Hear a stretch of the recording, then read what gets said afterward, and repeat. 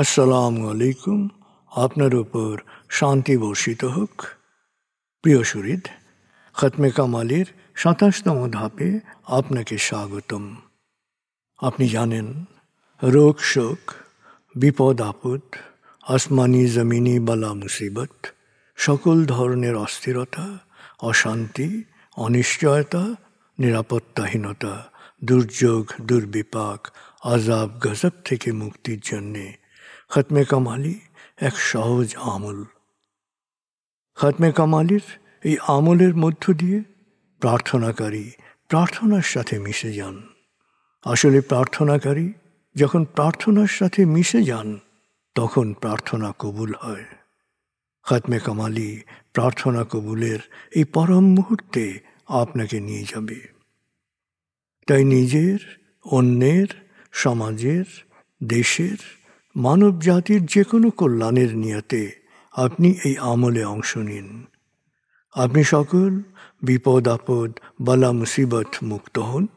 আপনার জন্যে কল্যাণকর সকল দোয়া আল্লাহ কবুল করুন। সব সময় আল্লাহ আমাদেরকে তার রহমতের ছায়ায় রাখুন। এই কামনা করে আমি শহীদ আল বুখারী মহাজাতক খতমে কামালির পুরো প্রক্রিয়ায় আপনার সাথে থাকছি। আসুন এবার আমরা ডুবে যাই সত্যের গভীরে।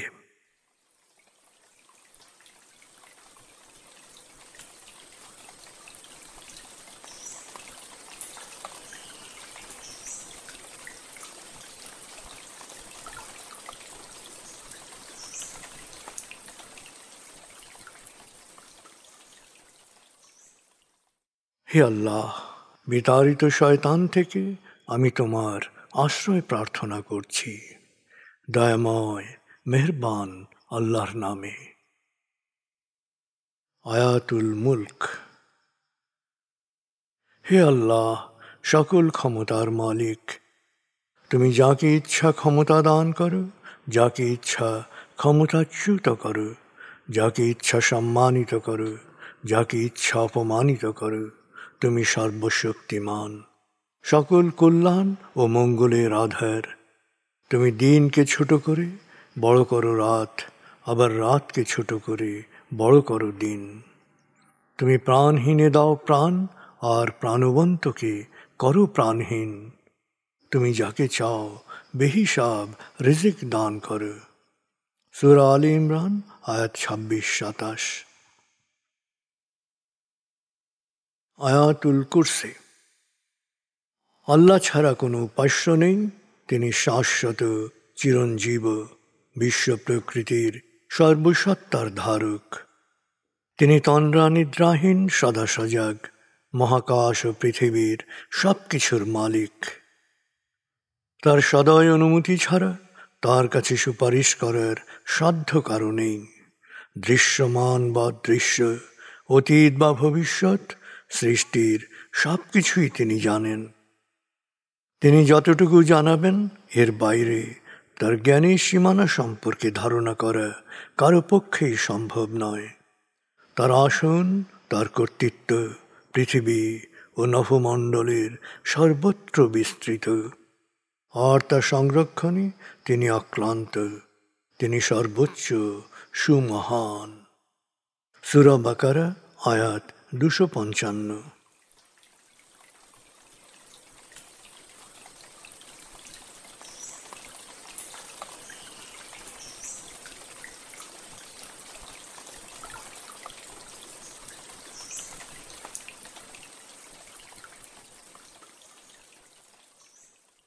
আসুন আমরা ধীরে ধীরে ডুবে যাই হৃদয়ের গভীরে নবী প্রেমে।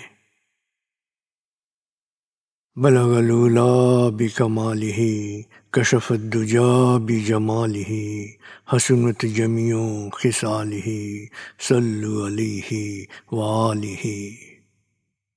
بلغ العلا بكماله كشف الدجى بجماله حسنت جميع خصاله صلوا عليه وآله।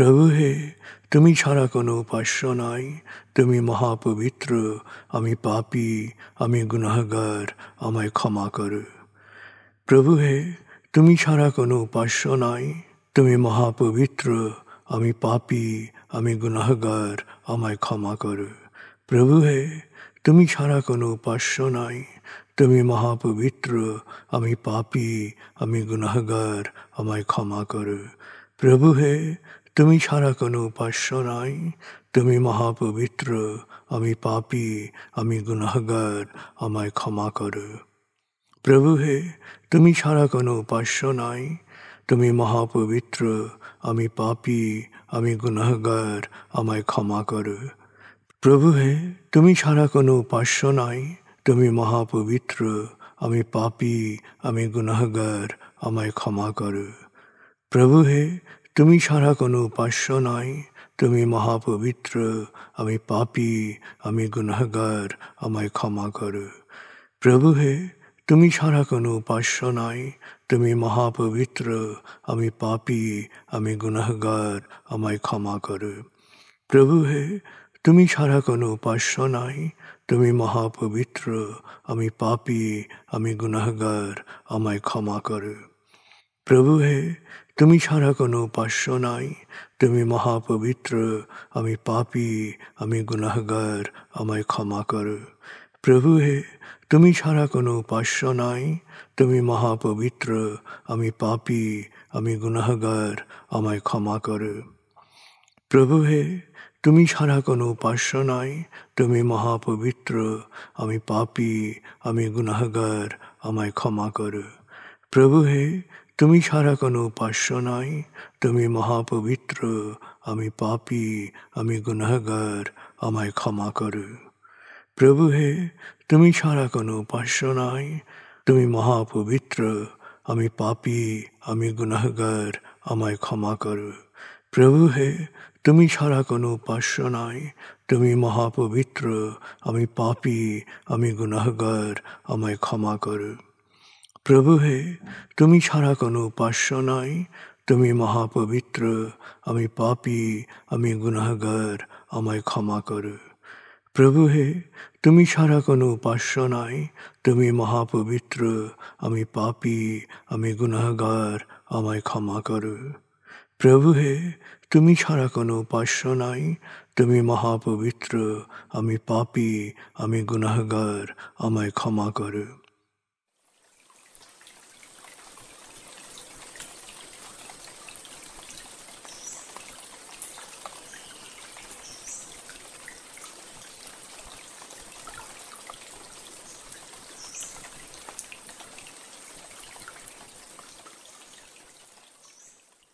এবার আমরা সূরা তাকবীর এর মর্মবাণীর অংশ বিশেষে ডুবে যাব। তারপর ডুবে যাব আজকের জন্য নির্ধারিত সূরার তেলাওয়াত ও মর্মবাণীতে। 81 সূরা তাকবীর। দয়াময় মেহেরবান আল্লাহর নামে।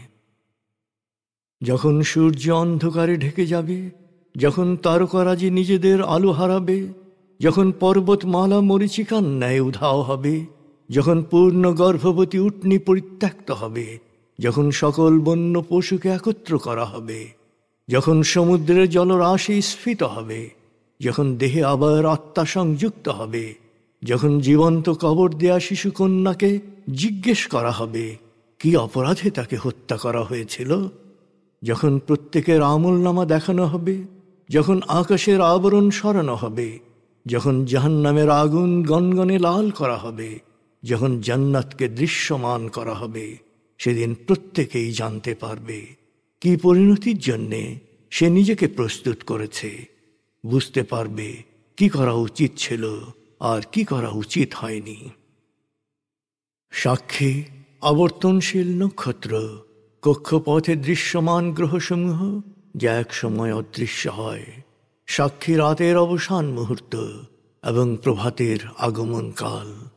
নিশ্চয়ই এই কোরআন আরশের সার্বভৌম অধিপতির নিকট উচ্চ মর্যাদা সম্পন্ন সম্মানিত রসুলের মুখ নিঃসৃত, যার কথা অবশ্যই বিশ্বাসযোগ্য ও মানা উচিত।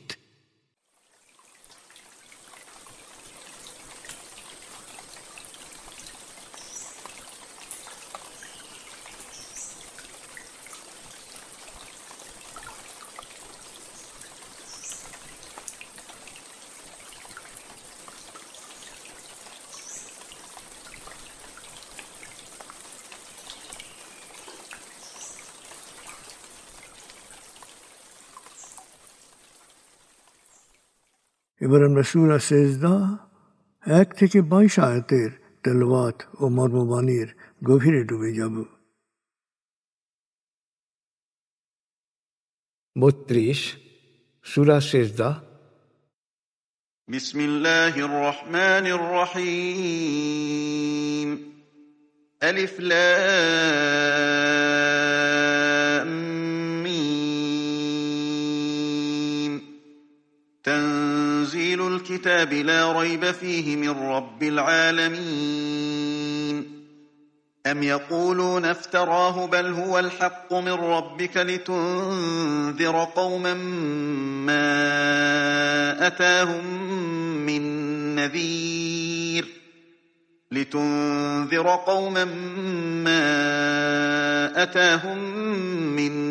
نذير من قبلك لعلهم يهتدون. الله الذي خلق السماوات والأرض وما بينهما في 6 أيام ثم استوى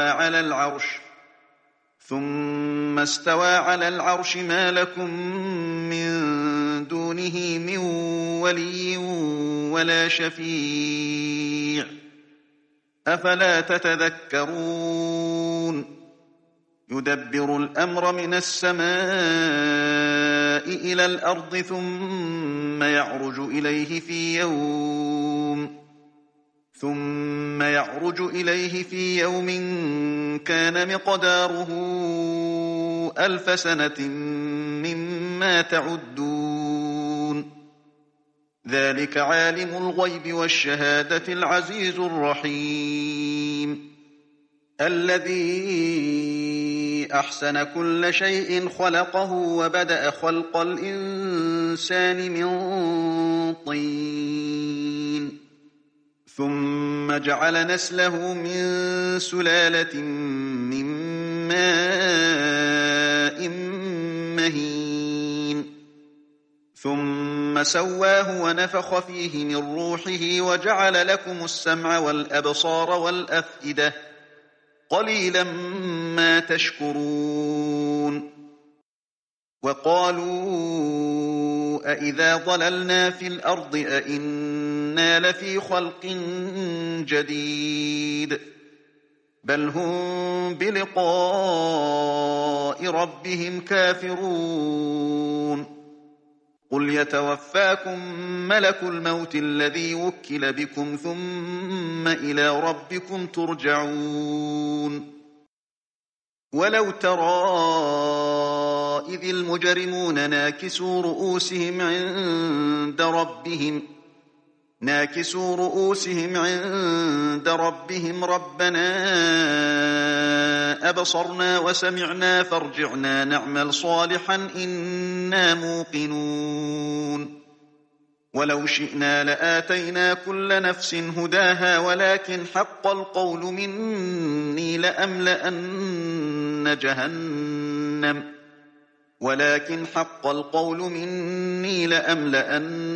جهنم من الجنة والناس أجمعين.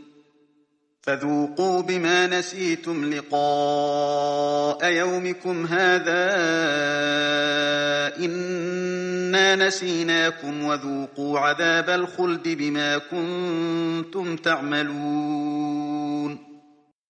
إنما يؤمن بآياتنا الذين إذا ذكروا بها خروا سجدا وسبحوا بحمد ربهم وهم لا يستكبرون. تتجافى جنوبهم عن المضاجع يدعون ربهم خوفا وطمعا ومما رزقناهم ينفقون.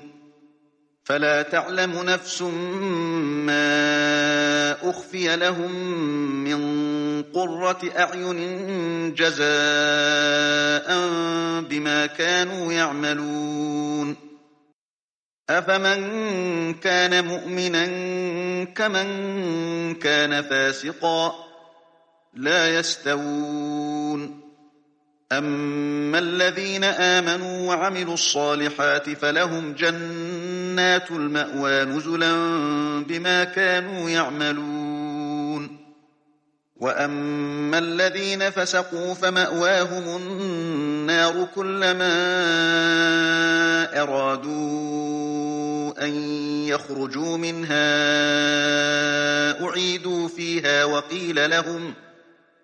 وقيل لهم ذوقوا عذاب النار الذي كنتم به تكذبون ولنذيقنهم من العذاب الأدنى دون العذاب الأكبر لعلهم يرجعون ومن أظلم ممن ذكر بآيات ربه ثم أعرض عنها إنا من المجرمين منتقمون দয়াময় মেহেরবান আল্লাহর নামে। আলিফ লাম মিম। এতে কোনো সন্দেহ নেই যে মহাবিশ্বের প্রতিপালকের কাছ থেকে এই কিতাব নাজিল হয়েছে। ওরা কি বলতে চায় সে নিজে এটা রচনা করেছে? না, কখনো নয়। এই কিতাব তোমার প্রতিপালকের কাছ থেকে তোমার উপর নাজিলকৃত সত্য, যাতে তুমি এমন এক সম্প্রদায়কে সতর্ক করতে পারো যাদের কাছে তোমার পূর্বে অন্য কোনো সতর্ককারী আসেনি। এর দ্বারা তারা হয়তো সত্য পথের সন্ধান পাবে। আল্লাহ মহাকাশ ও পৃথিবী এবং এর মধ্যবর্তী সব কিছু সময়ের 6 স্তরে সৃষ্টি করেছেন। তারপর তিনি আরশে সমাসীন হন। মহাবিচার দিবসে তিনি ছাড়া তোমাদের কোনো সুপারিশকারী নেই, অভিভাবকও নেই। এরপরও কি তোমরা বিষয়টি নিয়ে ভাববে না?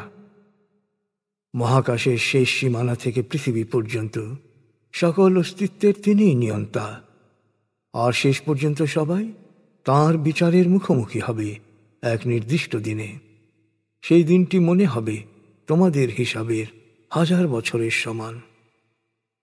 যা কিছু দৃশ্যমান আর যা কিছু সৃষ্টির বুদ্ধির অগম্য, সব কিছুই তিনি পরিজ্ঞাত। তিনি মহাপরাক্রমশালী, পরম দয়ালু। তিনি তার প্রত্যেক সৃষ্টিকে সৃজন করেছেন উত্তম রূপে। তিনি কাদামাটি থেকে মানুষ সৃষ্টির সূচনা করেন, তারপর তিনি তার বংশধারা বিস্তারের ব্যবস্থা করেন তুচ্ছ তরল নির্যাস থেকে। পরে তিনি একে সুগঠিত করে রূহ সঞ্চার করেন। তিনি তোমাদেরকে শোনা, দেখা ও বোঝার ক্ষমতা দিয়েছেন, অথচ এই জন্যে তোমাদের কৃতজ্ঞতার প্রকাশ কত কম। ওরা বলে, আমরা মাটিতে মিশে গেলেও কি আমাদের নতুন করে সৃষ্টি করা হবে? ওরা তো ওদের প্রতিপালকের বিচারের মুখোমুখি হওয়ার বাস্তবতাকেই অস্বীকার করে। হে নবী, ওদের বলো, মৃত্যুর ফেরেশতা তোমাদের প্রাণ হরণ করবে, আর নির্ধারিত দিনে তোমাদের ফিরিয়ে আনা হবে তোমাদের প্রতিপালকের কাছে। মহাবিচার দিবসের অবস্থা, হে নবী, যদি তুমি দেখতে, সেদিন দুরাচারীরা তাদের প্রতিপালকের সামনে মাথা নিচু করে বলবে, হে আমাদের প্রতিপালক, এখন আমরা সব কিছু দেখেছি, সব কিছু শুনেছি। তুমি আমাদের আবার পৃথিবীতে ফেরত পাঠিয়ে দাও, যাতে আমরা সৎকর্ম করতে পারি, কারণ এখন আমরা সত্য সম্পর্কে নিশ্চিত বিশ্বাসী। তখন তিনি দুরাচারীদের বলবেন, আমি ইচ্ছা করলে প্রতিটি মানুষকে সৎ পথে চলতে বাধ্য করতে পারতাম, কিন্তু আমি স্বাধীনতা দিয়েছি। ফলে আমি জিন ও মানুষ দিয়ে জাহান্নাম পূর্ণ করব। আমার এ কথা সত্য হল। অতএব এখন তোমরা তোমাদের শাস্তির স্বাদ গ্রহণ করো। তোমরা এই দিনে আমার বিচারের মুখোমুখি হওয়ার কথা ভুলে গিয়েছিলে, আমিও তোমাদের ভুলে গেলাম। এখন তোমাদের কর্মফল হিসেবে স্থায়ী শাস্তি ভোগ করতে থাকো। সত্যিকার বিশ্বাসী তারাই যারা আমার বাণী শোনা মাত্র সেজদায় লুটিয়ে পড়ে, অহংকার মুক্ত হয়ে তাদের প্রতিপালকের মহিমা কীর্তন করে। এই আয়াতটি সেজদার আয়াত। তারা রাতে শয্যা ত্যাগ করে তাদের প্রতিপালককে ডাকে শঙ্কাজড়িত প্রত্যাশায়, আর প্রাপ্ত রিজিক থেকে তারা অন্যের জন্য ব্যয় করে। এই বিশ্বাসীদের সৎকর্মের প্রতিফল হিসেবে পরকালে কি চোখ জুড়ানো পুরস্কার গোপনে রাখা আছে, কোনো মানুষের পক্ষেই সম্ভব নয় তা কল্পনা করা। অতএব পার্থিব জীবনে একজন বিশ্বাসীর সাথে কি একজন সত্যত্যাগীর কোনো তুলনা হতে পারে? না, তারা কখনো তুল্য নয়, সমান নয়। যারা বিশ্বাস করে এবং সৎকর্ম করে তাদের কর্মফল হিসেবে তারা হবে জান্নাতের স্থায়ী মেহমান। সত্যত্যাগী ও দুরাচারীদের স্থায়ী ঠিকানা হবে জাহান্নাম। ওরা বারবার জাহান্নাম থেকে বেরিয়ে আসতে চাইবে, কিন্তু বারবার ওদেরকে আগুনের মধ্যে ঠেলে দেয়া হবে। বলা হবে, এসেই জাহান্নাম যাকে তোমরা মিথ্যা মনে করতে, এখন আগুনের স্বাদ গ্রহণ করে। অবশ্য চূড়ান্ত শাস্তি দেওয়ার আগে আমি অবশ্যই দুনিয়ায় ওদের হালকা আযাবের ব্যবস্থা করব, যাতে ওরা অনুতপ্ত হয়ে সত্যের পথে ফিরে আসার সুযোগ পায়। প্রতিপালকের বাণী স্মরণ করিয়ে দেওয়ার পর যে ব্যক্তি তা থেকে মুখ ফিরিয়ে নেয়, তার চেয়ে বড় সীমালঙ্ঘনকারী আর কে হতে পারে? যারা এভাবে পাপে নিমজ্জিত হয় তারা অবশ্যই কঠিন শাস্তি পাবে।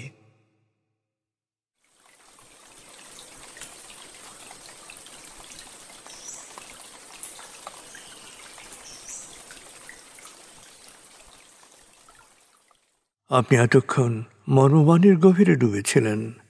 এবার আপনার মনে মর্মবাণীর যে বিষয়গুলো দাগ কেটেছে সেই বিষয়গুলোর ভাবনায় ডুবে যান।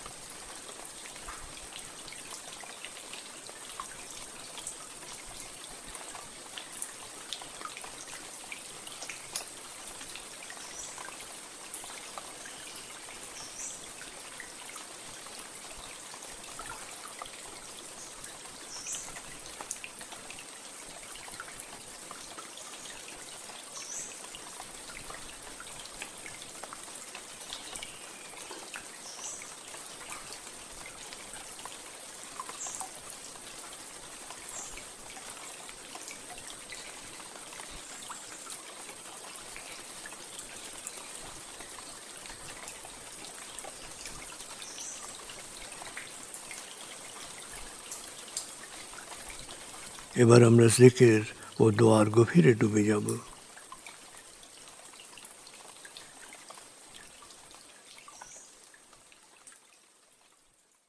এবার হালকাভাবে চোখ বন্ধ করুন, লম্বা দম নিন, নাক দিয়ে দম নিন, আস্তে আস্তে মুখ দিয়ে দম ছাড়ুন। দম নেবেন পেটে, ছাড়বেন মুখ দিয়ে। দম নেওয়ার চেয়ে দম ছাড়তে সামান্য বেশি সময় নিন। দম নিতে নিতে ভাবুন প্রকৃতি থেকে অফুরন্ত প্রাণশক্তি শরীরে প্রবেশ করছে, আর দম ছাড়তে ছাড়তে ভাবুন শরীরের সকল দূষিত পদার্থ বাতাসের সাথে বেরিয়ে যাচ্ছে। নাক দিয়ে দম নিতে নিতে ভাবুন প্রকৃতি থেকে অফুরন্ত প্রাণশক্তি শরীরে প্রবেশ করছে, আর মুখ দিয়ে দম ছাড়তে ছাড়তে ভাবুন শরীরের সকল দূষিত পদার্থ বাতাসের সাথে বেরিয়ে যাচ্ছে। দম নিতে নিতে ভাবুন প্রকৃতি থেকে অফুরন্ত প্রাণশক্তি শরীরে প্রবেশ করছে। দম ছাড়তে ছাড়তে ভাবুন শরীরের সকল দূষিত পদার্থ বাতাসের সাথে বেরিয়ে যাচ্ছে। দম নিতে নিতে ভাবুন প্রকৃতি থেকে অফুরন্ত প্রাণশক্তি শরীরে প্রবেশ করছে, আর দম ছাড়তে ছাড়তে ভাবুন শরীরের সকল দূষিত পদার্থ বাতাসের সাথে বেরিয়ে যাচ্ছে। দম নিতে নিতে ভাবুন প্রকৃতি থেকে অফুরন্ত প্রাণশক্তি শরীরে প্রবেশ করছে, আর দম ছাড়তে ছাড়তে ভাবুন শরীরের সকল দূষিত পদার্থ বাতাসের সাথে বেরিয়ে যাচ্ছে। এবার দম স্বাভাবিক হতে দিন। স্বাভাবিকভাবে নাক দিয়ে দম নিয়ে নাক দিয়ে দম ছাড়ুন। আপনার অঙ্গ শিথিল ও নিষ্প্রাণ হয়ে আসছে। এবার নাক দিয়ে ধীরে ধীরে দম নিয়ে বেশ সময় নিয়ে ধীরে ধীরে নাক দিয়ে দম ছাড়ুন। দম নেওয়ার চেয়ে ছাড়ায় সময় একটু বেশি নিন। ধীরে ধীরে দম নিন, ধীরে ধীরে দম ছাড়ুন। ধীরে ধীরে দম নিন, ধীরে ধীরে দম ছাড়ুন। ধীরে ধীরে দম নিন, ধীরে ধীরে দম ছাড়ুন। ধীরে ধীরে দম নিন, ধীরে ধীরে দম ছাড়ুন। ধীরে ধীরে দম নিন, ধীরে ধীরে দম ছাড়ুন। এবার দম স্বাভাবিক হতে দিন। আপনি এখন দম খেয়াল করুন। বাতাস নাক দিয়ে ফুসফুসে প্রবেশ করছে, আবার বেরিয়ে আসছে।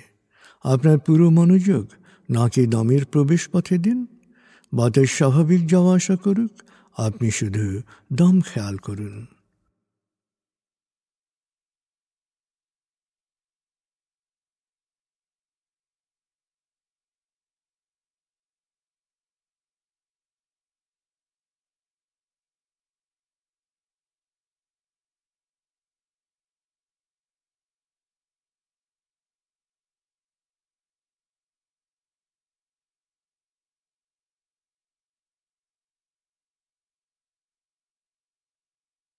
অনুভব করুন আপনার শরীর ভারী লাগতে শুরু করেছে। আরাম আরাম আরাম অনুভব করুন শীতলতা স্রোতের মতো, বরফ গলা পানির মতো আপনার মাথা থেকে শরীর বেয়ে নিচের দিকে নেমে যাচ্ছে।